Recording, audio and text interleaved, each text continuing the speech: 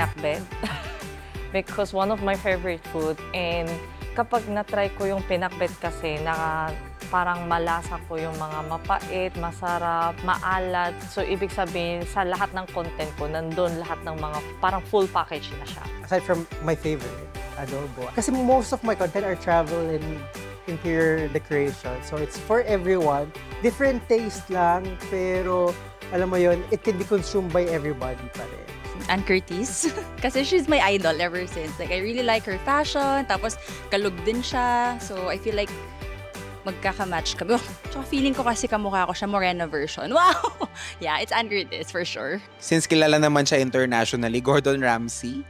Sa mundo ng food content creation, yung makritik ka ng Gordon Ramsay kung ano yung lasa na niluto mo, quality na niluto mo, parang yun yung Maricel Soriano ngayon. Pag nasampal ka ni Maricel Soriano or sino, siguro yun, Gordon Ramsay. Members of 17, I think. All of their contents are super fun and I wanna be, alam mo yun, part of that, yung fun environment nila. It's the editing because doon ako that's my weakness. So if I feel like if I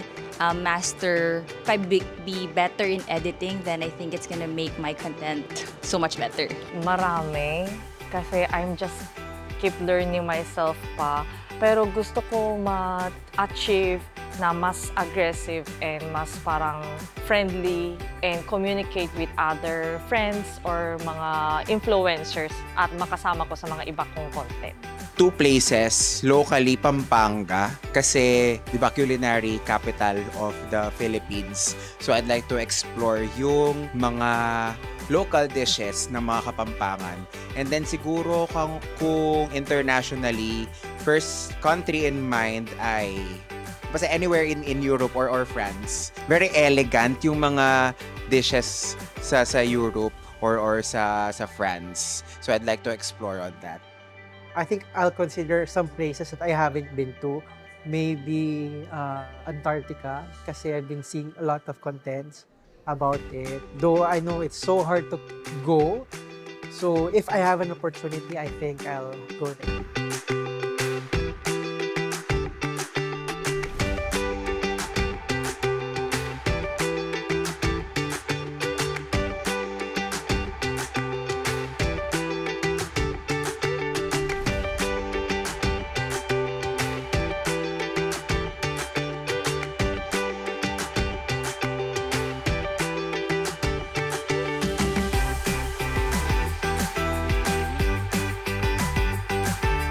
If I would go to a different niche now, I think fashion, because I like still, dressing up and I like fashion actually.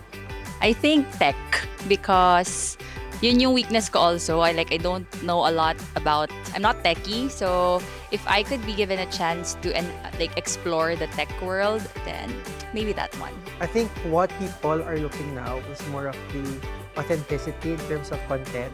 So it's not merely standing out. It's your ethics, it's your, yung pagiging genuine ng content, which will stand out. Because, with all the people doing a lot of contents now, sometimes we're missing the authentic contents or the authenticity of the content. And currently, what I've been doing is the things that I love. So I think that's more of what I am bringing to other people, which is travel and decor, which I am passionate about. While watching my content, gusto ko ma-encourage yung mga tao, yung mga viewers na nanonood sa akin, sa content ko, kasi I want them na feel comfortable while watching my content. I just always be myself, first of all. So I know I can stand out just by being myself because ako lang naman, nag-iisa lang ako. So if I don't copy anyone and I just be myself, then I know I would stand out.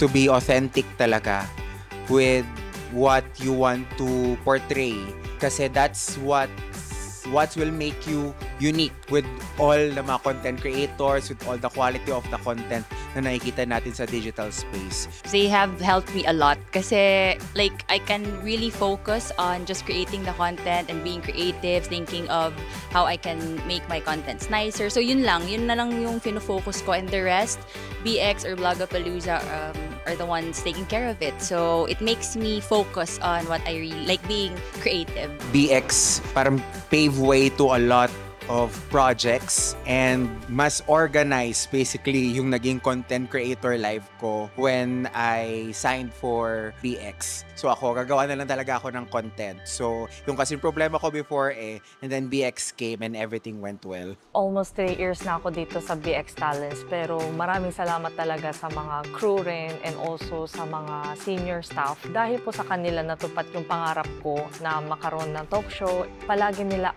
ako ina-encourage sa sarili ko na, Sandra, kaya mo to.